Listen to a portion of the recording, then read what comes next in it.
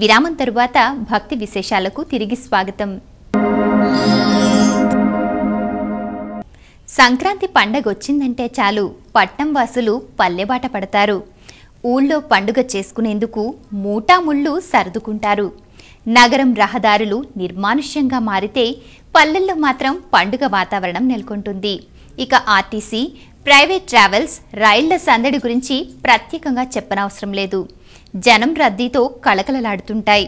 పండుగకు 4 రోజుల ముందే జనాల రద్దీతో కిటకిటలాడుతున్నాయి. బస్సులు, రైళ్లు ఏవీ సరిపోక జనం నానా అవస్థలు పడుతున్నారు.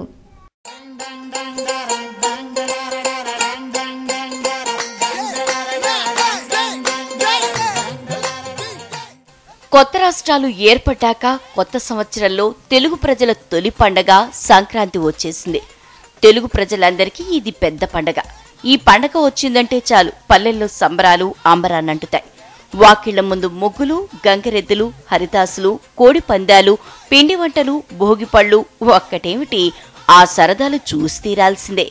నిత్యం ఉద్యోగాలు, వ్యాపారుల యాంత్రిక జీవితంతో విసుగు చెందిన ప్రజలను పండగ వేళ స్వస్థలాలు రారమ్మంటూ ఆహ్వానిస్తున్నాయి. దీంతో సొంతూళ్లలో పండగ జరుపుకోవాలని నగరవాసులు ఉవ్విళ్లూరుతున్నారు.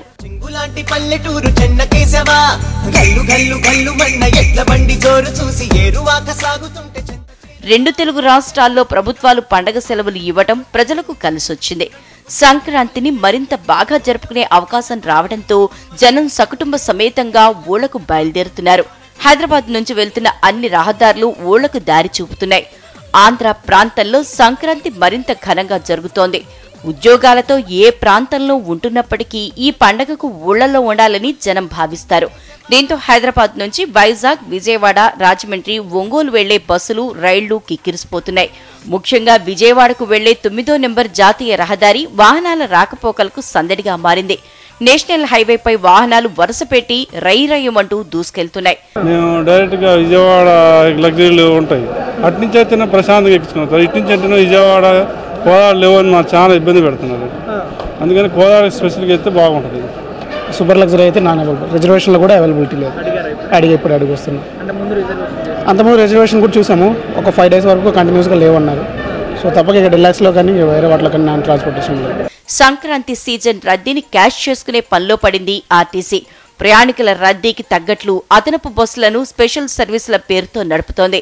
నిర్ధారిత ఛార్జీల కంటే ఎక్కువ రుసుం వసూలు చేయొద్దని మంత్రులు స్పష్టమైన ఆదేశాలు ఇవ్వడంతో ఆ దిశగా కసరత్తు చేశారు ఆర్టీసీ అధికారులు.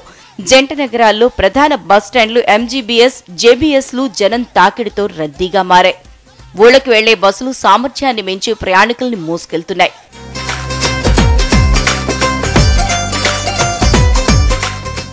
వారం రోజులకు ముందే రిజర్వేషన్లు పూర్తి కావడంతో అప్పటికప్పుడు పయనం కట్టిన ప్రజలు ప్రైవేట్ బస్సుల్ని ఆశ్రయిస్తున్నారు. లింగంపల్లి, కుక్కడ్పల్లి, ఎస్ఆర్ నగర్, లక్డీకపూల్, ఎల్బీ నగర్, వనస్థలిపురం దగ్గర ప్రైవేట్ బస్సులు ప్రయాణికుల్ని ఊళ్లకు తరలించేందుకు పోటీ పడుతున్నాయి. అదును చూసి ప్రైవేట్ బస్సుల యజమానులు ప్రయాణికుల నుంచి ముక్కుపిండి డబ్బు వసూలు చేస్తున్నాయి. అయితే ఊళ్లకు వెళ్లే ఆనందం ఛార్జీల బాతుల్ని తెలియనీయడం లేదు. ఇక రైల్వే స్టేషన్లోనూ సేమ్ సీన్ కనిపిస్తోంది.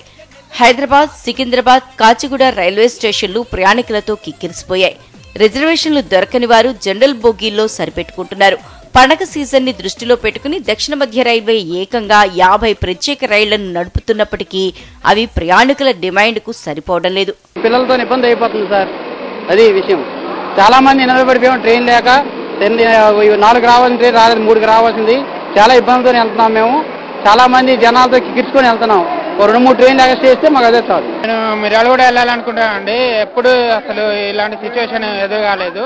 ఇంకా సంక్రాంతి వారం రోజులు ఉన్నా కూడా ఇలాంటి సిచ్యువేషన్ వస్తుంటే ఇక రైల్వే అధికారులు మరి ఎక్స్ట్రా రైళ్లని ప్రొవైడ్ కూడా చేయట్లేరు. మరి చాలా ప్రాబ్లం అవుతుందండి.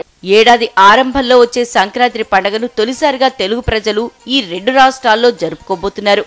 ముచ్చటగా 3 రోజుల పాటు జరిగే ఈ పల్లె పండుగ రాష్ట్రాలు వేరైనా తెలుగువారంతా ఒకటే అని చాటేందుకు సంబరాలతో సిద్ధమైంది.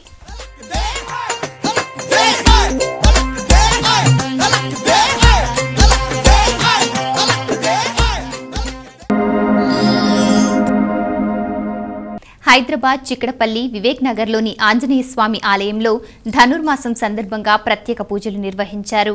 హనుమంతునికి ప్రీతికరమైన 1,00,000 అరటి పండ్లతో అర్చన చేశారు.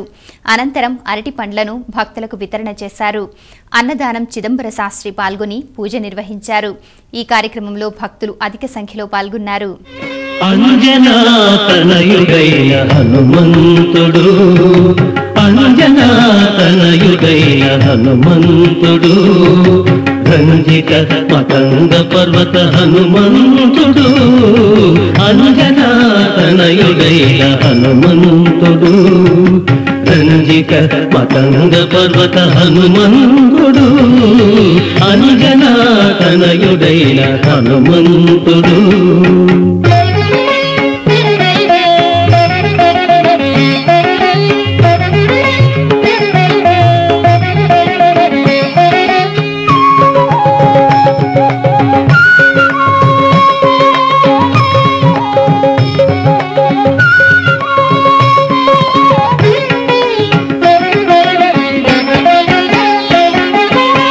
రాకాసులనెల్లా కొట్టి రావణుని భంగబెట్టి ఆకాశము మోచనదే హనుమంతుడు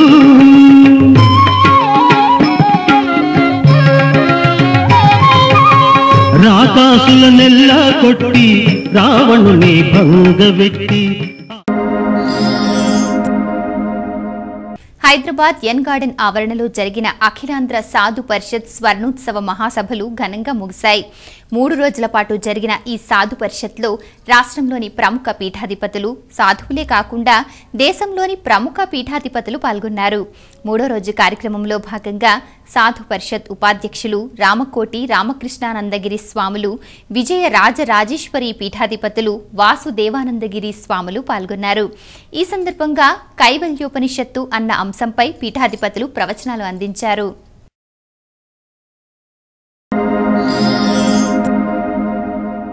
హైదరాబాద్ రామంతపూర్లో శ్రీ ఇసుకుండ నరసింహారెడ్డి రచించిన మధుర స్త్రీలు ఏకాంకికలు గ్రంథావిష్కరణ అంకితోత్సవ సభ ఘనంగా జరిగింది.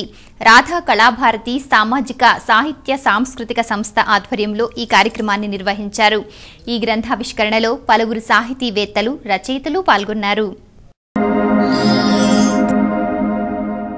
వరంగల్ భద్రకాళి అమ్మవారిని తెలంగాణ రాష్ట్ర ముఖ్యమంత్రి కేసీఆర్ దర్శించుకున్నారు.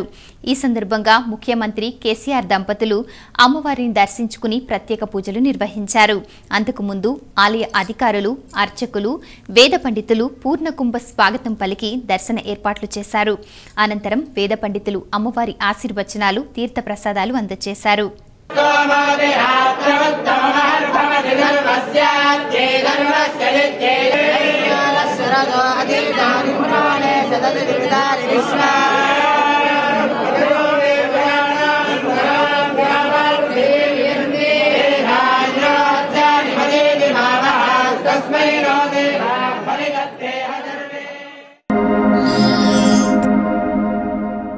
తిరుమల శ్రీవారి సేవలో పలువురు ప్రముఖులు పాల్గొన్నారు.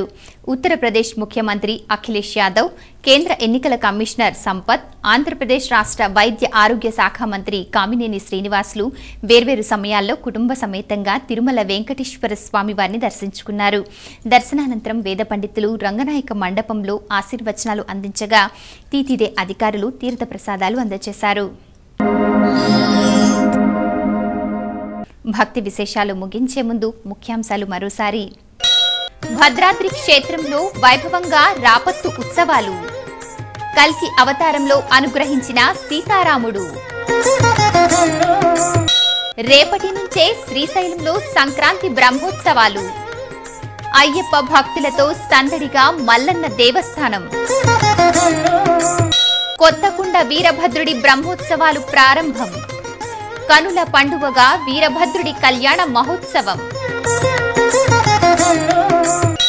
అక్కడి ఆలయంలో కేవలం మగవాళ్లకే అనుమతి, దశాబ్దాల సంక్రాంతి ఆచారంపై ప్రత్యేక కథనం. సంక్రాంతికి పల్లెబాట పడుతున్న నగర వాసులు, ప్రయాణ భారంతో జనాలకు తప్పని తిప్పలు. భాగ్యనగరంలో హనుమత్ పూజోత్సవం, 1,00,000 అరటి పళ్లతో విశేషార్చన.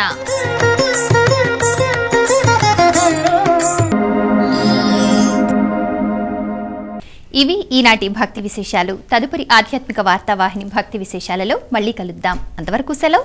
నమస్కారం.